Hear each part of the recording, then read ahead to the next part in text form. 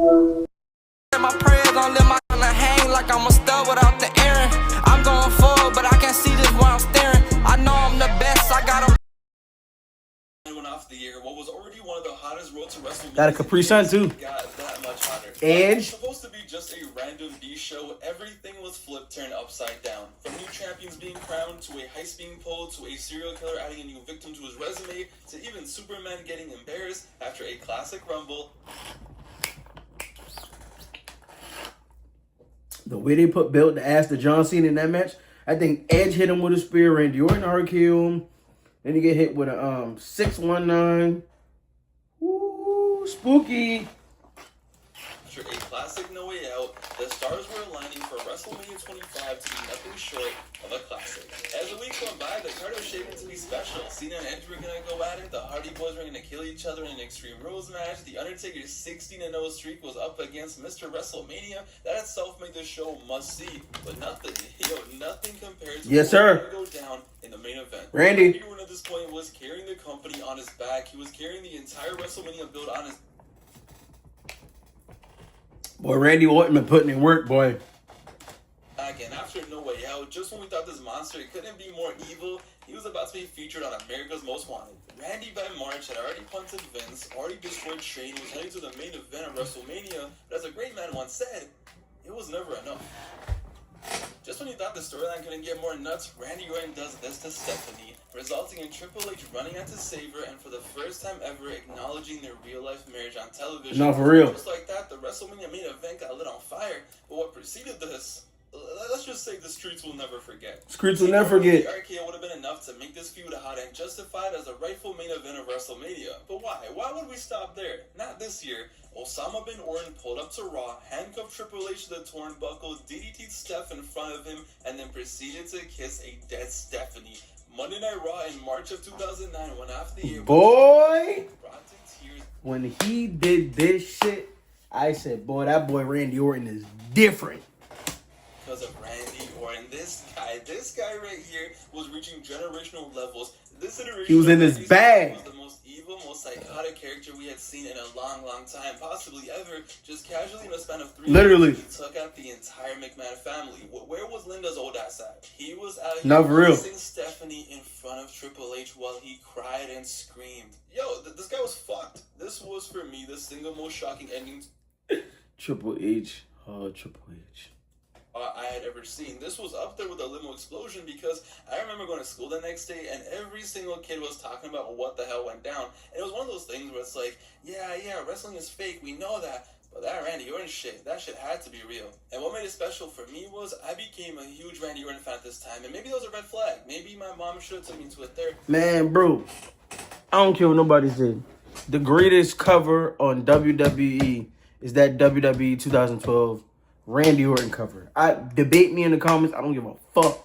That cover is gas. But you know what, she didn't, and here we are. But I was 10 years old, and after seeing this, Randy became my guy. I wanted to be just like Randy Orton. I wanted to get my own sleeve of tattoos done just like him. I wanted to get a buzz cut just like him. That boy RKO Stephanie. That boy crazy, boy. I wanted to be Randy Orton.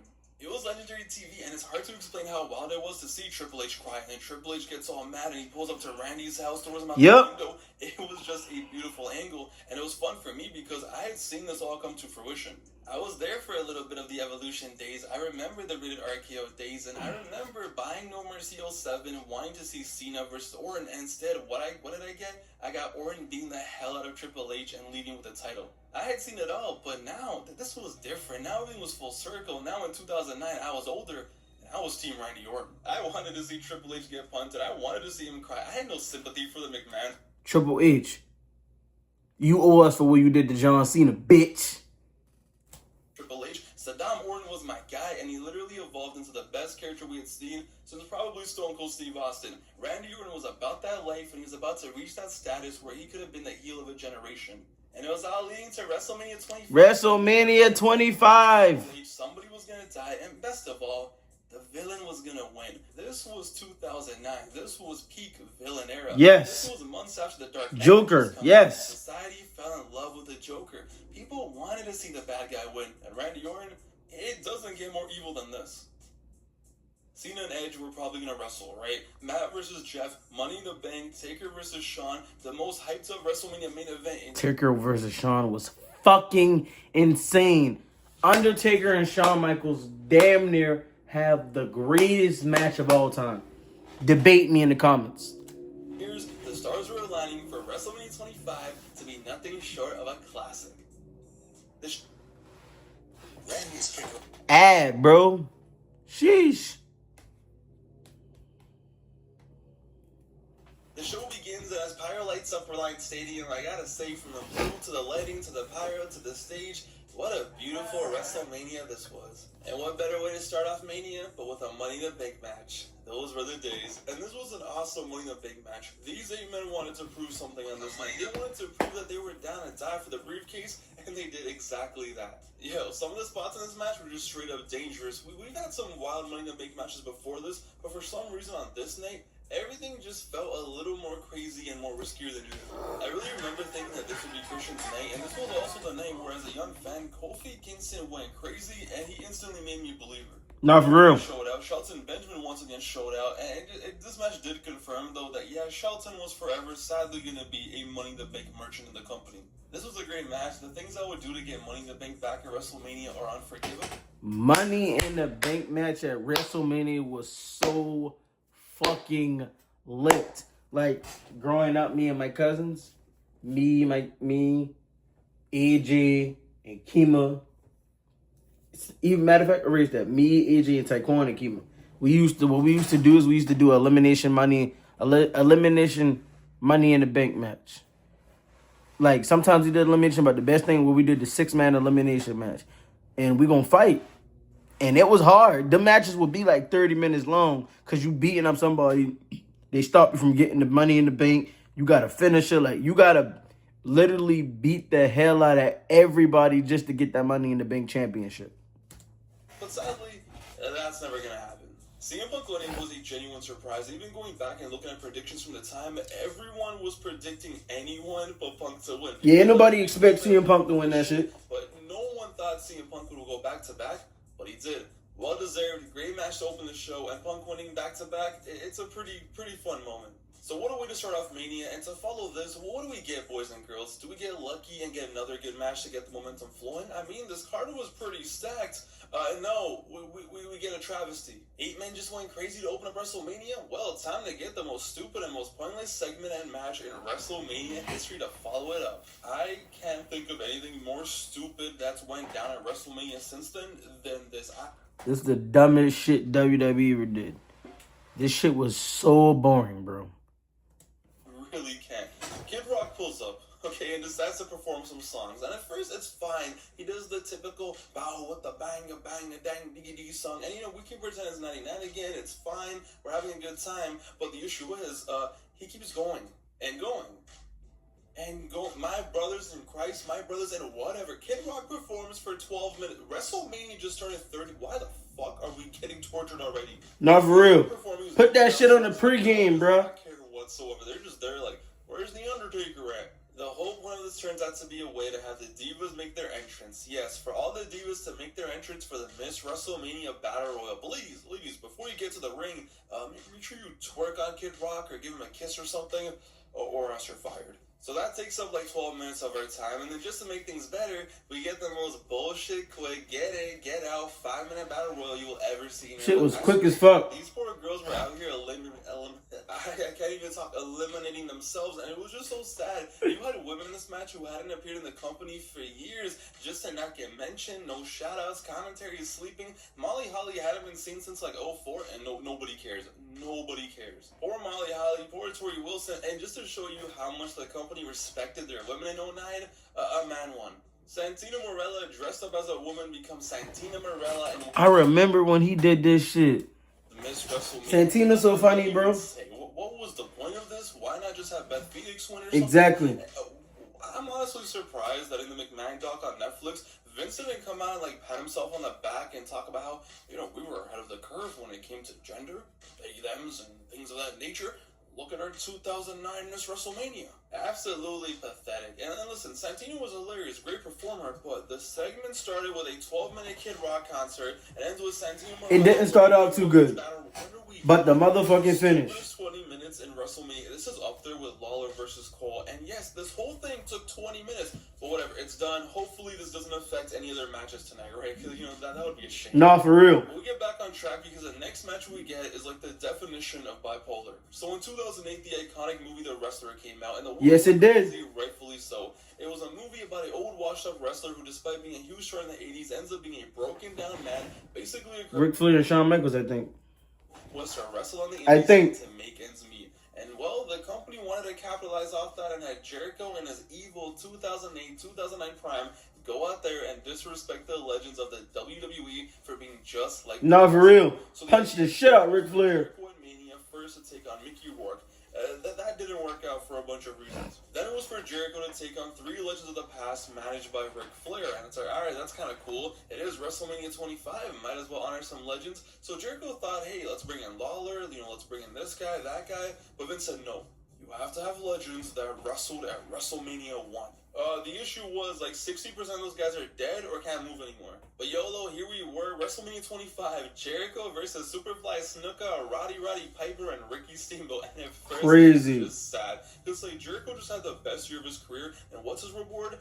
He's out here wrestling Superfly Snuka, who probably doesn't even remember his own name at this point. No, for real. What he did in 1983. Snuka and Piper had no reason being this. I am surprised they made it out alive. But what makes this match so memorable and kind of awesome, not awesome, is Ricky Steamboat. A man who hadn't wrestled a match since 1994 goes out there and he goes crazy. Hey, Ricky Steamboat been giving Jericho the motherfucking business. Jericho and Steamboat in the ring together, it's beautiful. It is actually beautiful. 56 years old, hadn't wrestled in 15 years since WCW. Look, he was going crazy. Because Jericho growing up, his favorite wrestler, was Jericho, was Steamboat. And despite Snuka and Roddy... You ain't had a good childhood if you didn't put your cousin in the walls of Jericho. Scratch that bitch. Basically being decrepit. Steamboat and Jericho had 70,000 people going nuts. Steamboat was out here moving like he was 35. Jericho got the win. And somehow the Code Breaker started off as the saddest, most depressing WrestleMania match I've seen in a long time. A match where I was 99% sure we were going to see a cardiac arrest take place. Turned into this, something super memorable and special. It was a banger. So thought it was going to be horrible, but it was a banger. One match at Backlash. I don't usually rate matches, but this was easily 3 stars. Which, listen, when 2 of the 4 wrestlers in the match almost die, 3 stars is a miracle. Great moment and a pretty fun segment. It was then time for Matt Hardy versus Jeff Hardy in an Extreme Rules match at WrestleMania, a dream match if you can believe it. Y'all remember Jeff Hardy had y'all ass doing this? Yeah. Shout out Jeff Hardy, man. One of the GOATs. People of a certain age, including myself at the time, this one is interesting. This is a match that for a lot of people over the years has been forgettable or whatever, or it fell below expectations. Jeff Hardy been a motherfucking fly artist. I always thought this match was pretty good. Now listen, did they spend a lot of time setting up spots? They did, and that really hurts it. Did Matt Hardy winning make me depressed and make me want to throw up? Of course it did. It's Matt Hardy. Ew. But this was pretty good. Maybe it's because I was a Hardy Boys mark. Maybe it's because 2009 Jeff Hardy. Maybe it's because these idiots were pretty reckless. But they did the best they could with what they had. It was violent. Jeff Hardy did this. And the ending still makes my neck hurt to this day. But man, if Jeff somehow kicked out of this, I don't know how, and got up and won the match. That nigga got twisted feet I think this match gets too much with a steel chair on his head. Not at all. The main problem with this match was it was actually cut short because something prior went too long. And if only there was something earlier on this show that was completely unnecessary. I hate you, Kid Rock. We then got a 30-second match for the IC title in which JBL loses and retires. Motherfucking worst match in history. Hold on.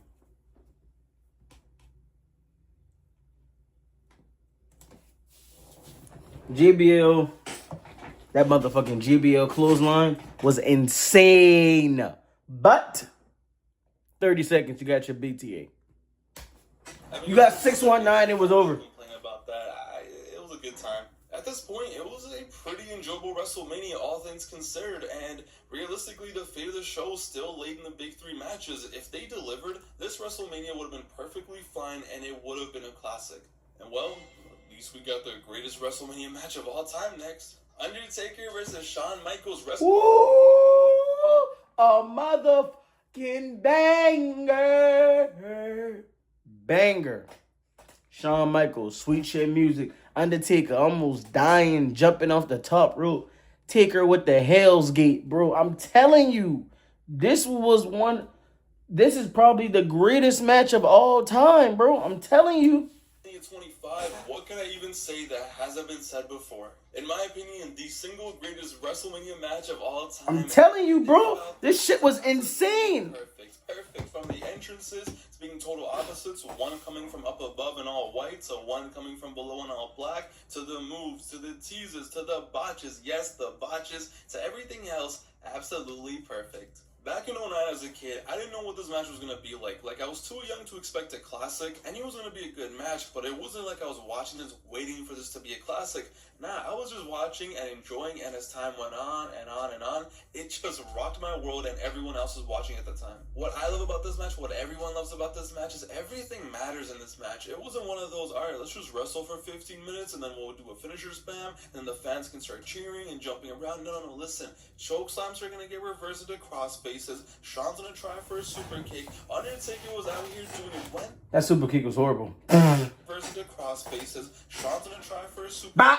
Undertaker was out here doing it. When have you ever seen the Undertaker doing roll-ups? Not for real. Choke slam still. Shawn can barely hit a sweet chin music. Everything was so deserved and earned. They were in their bag. Start doing the finishers. Taker doesn't just hit a last ride. No, we get like the deadliest last ride ever. Oh! He put that bitch and sent that nigga to Jesus. That was so tough. Earned in this match. So when they do start doing the finishers, Taker doesn't Watch this powerbomb, y'all. No, we get like the deadliest last ride ever. It was just so unexpected at the time, especially for a young fan like me. It was unlike any match I'd ever seen in WrestleMania or in the WWE, other than maybe Shawn versus Angle. But I'm telling you, bro. Taker would be in something like this, and because Taker was Watch this. it just made it more magical. And people now in 2025 will tell you, oh, it's overrated. Oh, No, it was. It's never overrated, nigga. No, listen, What you talking about? This is the greatest WrestleMania match of all time. All time. I love this match more than the one they had the next year at WrestleMania 26. Obviously, it's a surprise factor. It's the original, but I love how not clean it is. I love that there are botches. That Undertaker almost died diving out of the ring. I love that the moves sometimes Undertaker almost fucking crash out. Watch this. Almost died diving out of the ring. I love that the move. Look at his face, bro. Don't connect properly. Or DDT. And it's like, what was that? Choke slam. In a sense, not in a sense of danger or like Undertaker been climbing that top rope, boy. In the sense of this was just a competition, and they were doing everything they could do to win. And in competitions, things don't go smoothly. They can't be picture perfect. They're supposed to be a fight, right? It just felt so authentic. And Jim Ross on the call, the blue lights are on bright, and listen. Choke slam. With this choke slam, okay. Shawn had been hit with the last ride. So what does Taker do? Shawn tries to skin the cat. Undertaker catches him in the tombstone, tongue out like Jordan, and what happens? Shawn HBK kicks out. HBK kicks at out. 2.5. That face says it all right there. He was like, I done choke slam him. I done hit him with a nasty tombstone. He ain't kick out yet. And we got that legendary call, and Undertaker was just there like, what? My shirt was off in 09. My shirt was off in 2025. Rewatching this. Excuse me, not for real. It's not a commentary call. It was genuinely an outer body experience.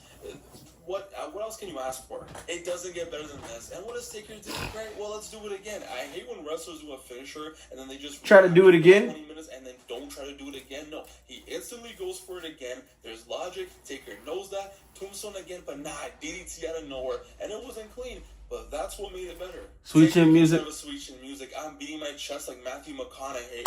And how does this end?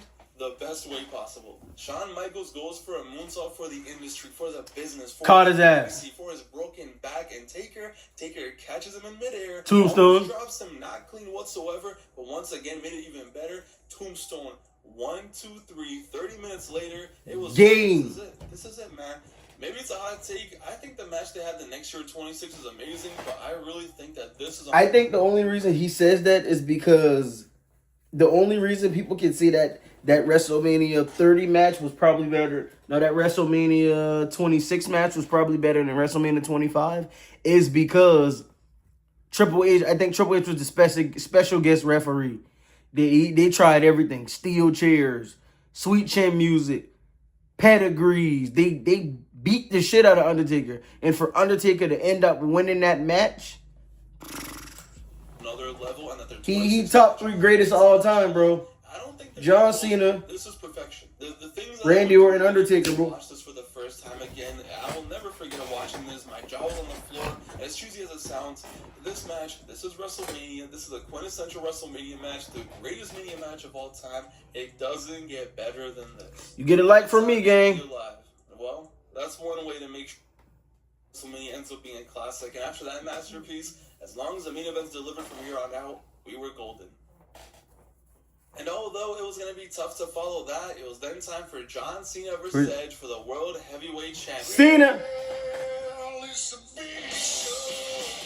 He never got Edge versus Cena at Mania. Not in 09, not ever. It was right there. It was Edge versus Cena, world title, WrestleMania, let's go. But why? Why would we get that? Why would we get that? Why would the fans get what they want? Not instead, let's add a 500-pound cheeseburger feed who for some reason Vicky Guerrero is cheating on Edge with. And before you knew it, WrestleMania 25 was blessed with Edge versus Cena versus The Big Show. Not for real. Right, I've already talked about this match so many times in terms of the disappointment of Big Show being added. So, there's no point of keep going over that over and over again. But hey, the first couple of minutes, bro, Big Show came out swinging. But as the match going down, Big Show, you wear down, you get a couple of hits on him, he's going to start to win. Despite this match having the Big Show added in, right? This was such a letdown regardless. This was just not a WrestleMania. I felt like this match, it was a good match, but coming off that match that we had, Shawn Michaels versus The Undertaker, you can't have a match like this that let you down a little bit because high expectation. Because Undertaker and Shawn Michaels, that's one of the greatest matches of all time. It sets the bar. It didn't complete the bar, bro. It didn't. And I love John Cena. I think John Cena is the greatest wrestler of all time. But that match just wasn't WrestleMania quality to me. Yeah, co-main event level match. And the sad part is, it could have been. The Big Show hate aside, this was a solid match. I'm not saying it was bad or anything. This was a solid. It was solid, but it just wasn't. It wasn't WrestleMania World Title. I just said that. To be honest, I don't even think it suffered that much taking place after Taker versus Shawn, because if anything, a triple threat match is the perfect match to follow up a classic like that. Definitely. You have 3 different wrestlers to go in and out doing their thing and keep things fresh and exciting. You can have a lot of fun and a lot of action and keep the crowd awake, but the thing is, they only got 14 minutes, and it just never felt like they kicked into the next gear. This is the type of world title match that you would open WrestleMania with these days. It was just missing something. They only got 14 minutes. They never got to tweak. It just didn't feel like a WrestleMania match, and that's what sucks, because even with the Big Show, this could have been a WrestleMania banger, and it felt like a house show main event. They just played it so safe. But the only thing people remember from this match was the Cena entrance, and of course this. Was it a bad match? Of course not, but this... John Cena is the motherfucking greatest, bro. Better. This could have been special, and on this night at WrestleMania, after Shawn versus Taker, we needed this to deliver. But hey, it was all good because it didn't suck, and as long as it didn't suck, it got by. The most anticipated main event since 05 delivered. This Mania would have still... Orton versus Triple H, a banger. The greatest WrestleMania match of all time. As long as we got a banger main event, it was a wrap. And all we needed for this blood feud was an... Hitting him that hard. Was an absolute war. After a wife was RKO'd, a house was broken into, a wife was kissed while she lay there unconscious, a father and brother-in-law were hospitalized, something had to give, somebody was gonna die, somebody was getting hospitalized. Nah, screw somebody. Triple H built the ass. This is the most anticipated match of the year. Top dog of the industry, of the company, the most evil character in WWE history was being cemented at WrestleMania, 5 years in the making. It was time. Randy comes out, main event, WrestleMania 25, looking his absolute best. Triple H gets his yearly $15,000 cosplay entrance. The world was watching after months of build of everything we chronicled. Main event of WrestleMania, there was going to be destruction, violence, mayhem. There's only going to be one man left standing, and best of all, the bad guy, the villain, the evil. Nah, for real. The match starts, and what the fuck was this? Triple H and Randy Orton drop a stinker for these idiots. You know what? My bad. Not idiots. These geniuses at the WWE, after constructing a masterpiece of a storyline, after all we talked about, after making this a must. This main event, bro. All the build-up, all the hype. It didn't live up to the hype. No risks were taken. Like, it was no energy and no excitement. It was just like a safe match, bro. But back to what I was saying, bro. That shit, like I said, Undertaker and Shawn Michaels, they set the bar with the greatest match of all time. And by them having that, bro, these other matches just going to be biscuits and gravy. Decided to make the stipulation that if Triple H gets counted out, or more importantly disqualified, he loses the title. What? Why in the blue fuck was this match not a no DQ match, or should have been standing, or a street fight, or my mom on a this match should have been a no disqualification. I want to see Triple H use the sledgehammer. I want to see Randy Orton RKO him on the table. I want to see some shit get active with a steel chair. I want to see these two superstars beat the hell out of each other. That's what type of match this should have been. But no. Let's play it safe. Let's make it. No, this match was a letdown by far. Why? It genuinely does not make any. What was wrong with them? You spent months making this man, building him as a terrorist. You have him do this to a man's wife. Everyone just wants to see a war, regardless of my bias and who I want to see win. People just want to see violence. No, sorry, you're getting a 23-minute Triple H WrestleMania Classic. Sorry. This is actually inexcusable. The 23-minute worth, 23 minutes of Triple H wrestling. What the hell? The whole point of this was to see Triple H kill him or try to kill him. Instead, literally, we're out here doing this. I knew it was cooked. Y'all out here doing grabble moves. Y'all grabbing each other's hair, scratching each other. Man, I want to see Triple H body slam this thing into the ringside table. I want to see Randy Orton RKO him on the barricade or some shit. I want to see some shit get lit. I want to see somebody get spine buster. I want to see a punt kick. I want to see a DDT. I want to see blood shedded. You kissed this man's wife on national television. You punt kicked the shit out of his father-in-law. You RKO'd his son. You RKO'd Shane McMahon. Vince McMahon got punt kicked. Stephanie McMahon got kissed. Like, bro, belt the ass and we can't even get this? Nah, partner. WrestleMania main event had Randy Orton trying to win the match by count out. Why? By count out. Announce tables being broken, backs being broken, legs being broken, chairs, this, that. No. Instead, Triple H is going to pick up a monitor, but then put it down because, he'll get disqualified. Oh my. At this point, they should have done the ending where he does get disqualified. No, for real, bro. This shit was ass, bro. At least it would have been better than this. But it's fine.